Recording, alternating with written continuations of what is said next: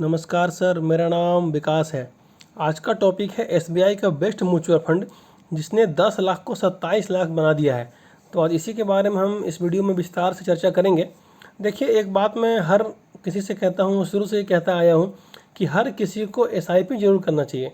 या तो आप 1000 का कीजिए या 5000 का कीजिए, आपको अपनी ज़िंदगी में हर हाल में एसआईपी करना चाहिए।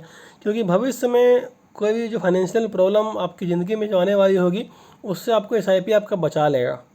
अभी से आप एसआईपी करोगे, धीरे धीरे धीरे धीरे अच्छा खासा कॉर्पस बनेगा 10-15 सालों में, और किसी भी तरह का परेशानी से आप बच निकलिएगा। एसआईपी रहेगा तो, वरना फिर दिक्कत हो सकती है फ्रेंड्स। आपका पैसा जो है ना कहीं ना कहीं तो आप देखिए रखते ही हैं। बैंक में रखिए, एफडी में रखिए, आरडी में रखिए, पोस्ट ऑफिस में रखिए, कहीं भी रखिए, सुकन्या में, किसान विकास पत्र में, कहीं भी रखिएगा।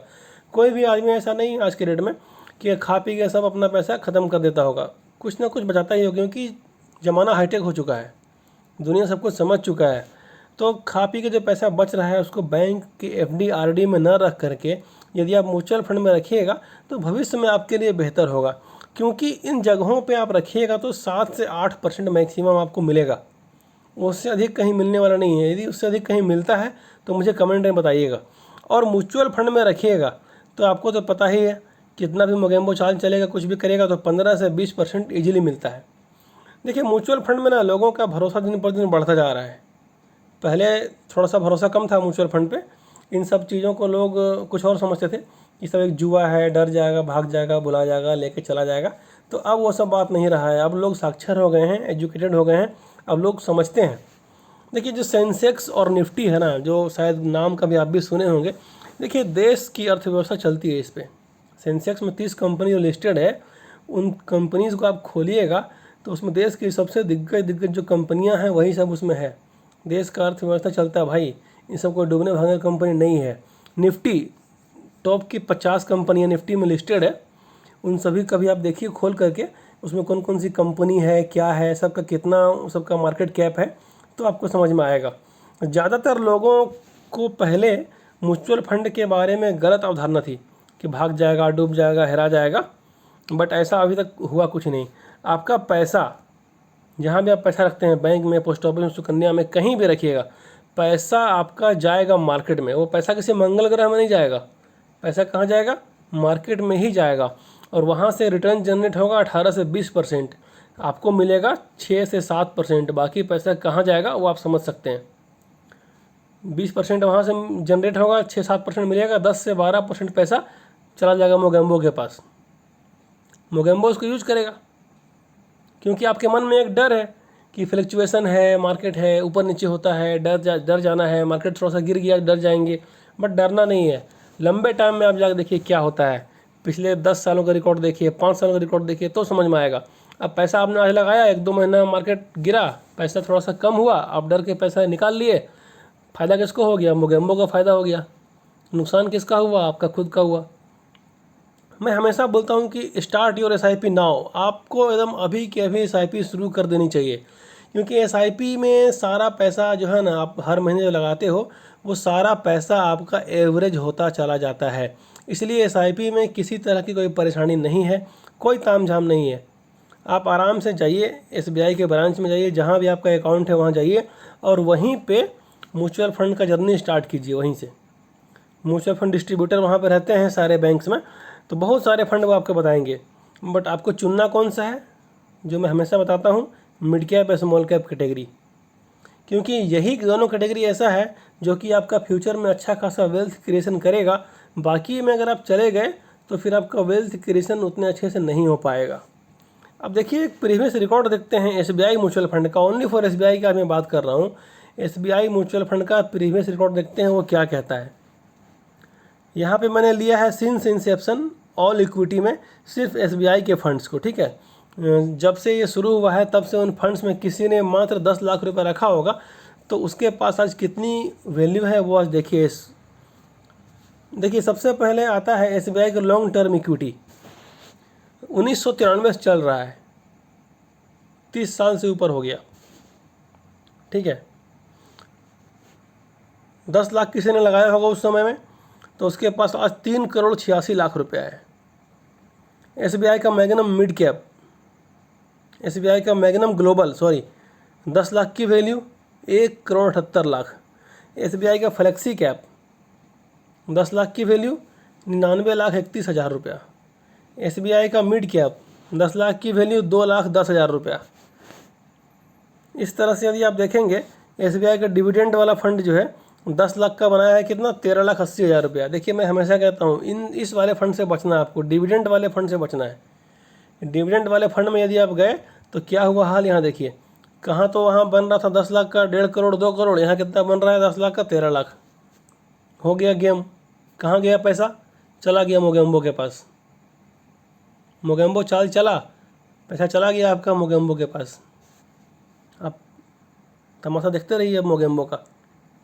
SBI का हेल्थ केयर अपॉर्चुनिटी देखिए काफ़ी लंबा टाइम का ये फंड है। 10 लाख का वैल्यू 3,44,00,000 रुपये बनाया है। कब से, पिछले 25 सालों में, 1999 से। SBI का ब्लू चिप बहुत मस्त फंड है।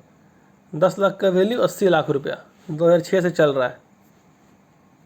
SBI का फोकस इक्विटी 10 लाख का वैल्यू 3 लाख रुपये, 3 करोड़ रुपया, 19% का रिटर्न। स्मॉल कैप, जो मैं हमेशा बात करता हूँ कि SBI का स्मॉल कैप सबसे बढ़िया फंड है। लगाया किसी ने पैसा 2009 से 10 लाख रुपया, आज उसके पास 1,59,00,000 रुपया है, 20.82% का CAGR है ना। ये सब फंड बढ़िया। SBI का PSU फंड 2010 से चल रहा है, 14 साल हुआ है अभी तक। 10 साल का वैल्यू 10 लाख का 31,19,000। इस तरह से यदि आप देखेंगे तो पैसा पिछले 10-15 साल का रिकॉर्ड यदि देखेंगे ना तो पैसा अच्छा खासा ग्रोथ किया है। बीच में मोगेम्बो ने चाल चला, अपना गेम खेला, भूतकाल आया, टीवी मीडिया रिंगटोन में सब आपने सुना क्या क्या हुआ, वार हुए, लड़ाई हुए, सब कुछ हुआ, लेकिन यहाँ पे क्या रिटर्न कम हुआ? नहीं कम हुआ। इसीलिए मैं हमेशा कहता हूँ कि आप कंटिन्यू लंबे टाइम तक बने रहिए म्यूचुअल फंड SIP में, तो आपके पास अच्छा खासा कॉर्पस बन जाएगा। अब कुछ कमेंट्स का बात कर लेते हैं। सर SWP के लिए कौन सा फंड सही रहेगा, HDFC बैलेंस एडवांटेज या फिर SBI हाइब्रिड इक्विटी? भाई इन दोनों में जज करना काफ़ी मुश्किल है, क्योंकि बैलेंस कैटेगरी में यही दोनों फंड सबसे टॉप के फंड है, और इन दोनों में आप पूछ रहे हो कोई एक सा फंड, तो बहुत मुश्किल है भाई मेरे लिए। दोनों ही लगभग एक कैटेगरी का फंड है, दोनों ही बहुत अच्छा फंड है। Sir SIP started 1 year ago, exit load will apply 11 और 12 मंथ। ये कह रहे हैं कि SIP 1 साल पहले शुरू किया था, 11 और 12 मंथ हो चुका है, और एग्जिट लोड जो है सो 12 महीना अप्लाई होता है। सो क्या month does not complete 1 year? It is correct. इन्होंने ये कह रहे हैं कि अभी मंथ कंप्लीट नहीं हुआ है, 1 साल कंप्लीट नहीं हुआ है, और एग्जिट लोड जो है वो अप्लाई हो रहा है। क्या ये सही है? जी हाँ, बिल्कुल सही है। जब आपने जिस डेट को SIP किया, जो शुरू किया आपने, वहाँ से 365 दिन यदि नहीं हुआ है और पैसा को आप रिडीम करोगे तो बढ़े हुए पैसे पे 1% का आपको एग्जिट लोड लगेगा। ये सबको लगता है भाई, क्योंकि SIP का मतलब है लंबे समय के लिए, और आप 1 साल के अंदर निकालोगे तो कुछ पैसा लगेगा, इसमें कोई टेंशन वाली बात नहीं है। आप FD को रिडीम कीजिए ना, जा करके LIC को रिडीम कीजिए ना। LIC में तो मूलधन से भी पैसा कम हो जाएगा, मैच्योरिटी आपकी पूरी नहीं हुई है, पैसा मूलधन से भी कम हो जाएगा। मेरा भी हुआ है, मैं क्या करूं। बट यहाँ पे क्या है, 1% लगेगा, लग जाएगा भाई 1%। मजबूरी आ गया, आपातकाल आ गया तो क्या करना है, पैसा निकालना है। सरकारी कर्मचारी म्यूचुअल फंड में इन्वेस्ट कर सकता है क्या? बिल्कुल कर सकता है भाई। म्यूचुअल फंड में किसी तरह की कोई रोक टोक नहीं है। रोक टोक कहाँ पे है, मैं बता रहा हूँ आपको। ट्रेडिंग करने में, इंट्राडे को ट्रेडिंग कर रहा है, ऑप्शन ट्रेडिंग कर रहा है, तो वहाँ पे गवर्नमेंट ने रोक लगा के रखा है। क्योंकि आप इंट्राडे ट्रेडिंग करोगे, दिन भर आप उसी में टाइम दोगे, तो अपना काम कब करोगे भाई? ऑप्शन ट्रेडिंग कीजिएगा, दिन भर मोबाइल में घुसे रहिएगा 9 से लेकर 3 बजे तक, तो जाहिर सी बात है कि आपका जो काम है, जो मेन काम है, वो गड़बड़ाएगा परफॉर्मेंस। इसलिए गवर्नमेंट ने इंट्राडे और ऑप्शन ट्रेडिंग को बंद करके रखा है। म्यूचुअल फंड में कहीं कोई दिक्कत नहीं है, कोई भी कर सकता है।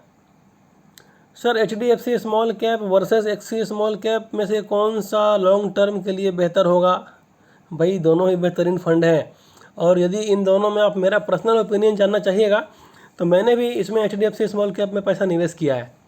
एक्सिस से तो मुझे अच्छा लगता है ये, और बाकी अगर मैं बात करूं दोनों के बारे में, दोनों ही फंड बेहतरीन है, दोनों का परफॉर्मेंस अच्छा है। ऐसा नहीं है कि एक्सिस का परफॉर्मेंस ख़राब है, बट दोनों में एक को जज करना यदि मेरे से कोई पूछेगा तो मैं HDFC के फेवर में हूँ। क्वांट PSU डायरेक्ट प्लान में 10,000 की SIP करने जा रहा हूँ। बिल्कुल मत कीजिए। मैं आप लोगों को बार बार समझाता हूँ कि एसआईपी में पैसे को जितना अधिक डाइवर्सिफाई कीजिएगा, आपका रिस्क उतना ही कम हो जाएगा और भविष्य के लिए उतना ही अच्छा रहेगा। मान लीजिए कि आपने एक वाले फंड में लगाया, इन केस अगर वो फंड फ्यूचर में जाके परफॉर्म ना करे तो क्या होगा भाई? 10,000 रुपये आपके पास पर मंथ की कैपेसिटी है, आप 2-2 हज़ार रुपये का 5 फंड ले लीजिए। क्वांट का small cap, Nippon India small cap, HDFC small cap, quant का PSU फंड, और एक ले लीजिए आप मिड कैप में SBI का या HDFC का। उसके बाद देखिए कितना अच्छा पोर्टफोलियो बनता है। कभी भी एक फंड में ज़्यादा पैसा नहीं लगाना है। 5,000 का SIP, 10,000 का SIP, आपको 10,000 रुपये का SIP ही करना है, एक ही फंड में कर दिए, परफॉर्म नहीं किया, आगे जाके रोते रह जाइएगा। आपका वीडियो देखकर इरादा इतना मजबूत हो गया है, कितना भी पोर्टफोलियो लॉस हो जाए डरना नहीं है, बस यही चीज़ मैं समझाना चाहता हूँ। मोगेम्बो चाल चलेगा, गेम खेलेगा, लड़ाई होगा, वार होगा, भूतकाल में कोरोना आएगा और भी कुछ कुछ होगा, बट आपको डरना नहीं है। यदि आप डरोगे, NAV का रेट कम होगा। यदि एक चीज़ समझिए कि यदि सोना का भाव अभी जो है 70-80 हज़ार रुपये है प्रति 10 ग्राम, यदि आज 50,000 रुपये हो जाए तो क्या होगा? आप अपने सोने को बेचिएगा या खरीदिएगा, ये बताइए मुझे। जाहिर सा बात है आप कहेंगे सर मैं खरीदूंगा, तो भाई म्यूचुअल फंड में भी वही है ना, NAV का रेट कम हो गया, आपका पोर्टफोलियो गिर गया, तो आपको खरीदना है, वहाँ से बेचना नहीं है। सोना का भाव कम होगा तो क्या बेचिएगा सोना को अपना? कभी नहीं बेचिएगा। इस म्यूचुअल फंड में क्यों बेचते हो भाई, क्यों डरते हो? रेट कम हुआ है फिर रेट बढ़ेगा। मोगेम्बो का सब चालबाजी है, सब मोगेम्बो बैठ के गेम खेल रहा है वहीं से कि रेट कम करते हैं और जैसे ही आप बेचिएगा वो कम रेट में खरीदेगा मोगेम्बो, फिर तुरंत तो रेट बढ़ना ही बढ़ना है। फ्रेंड्स, म्यूचुअल फंड SIP के बारे में अगर कुछ जानना है तो आप मुझे इस नंबर पर व्हाट्सअप कर सकते हो। यदि वीडियो पसंद आई तो वीडियो को लाइक करें, चैनल को सब्सक्राइब करें। मिलते हैं आपसे अगले वीडियो में, तब तक के लिए बाय।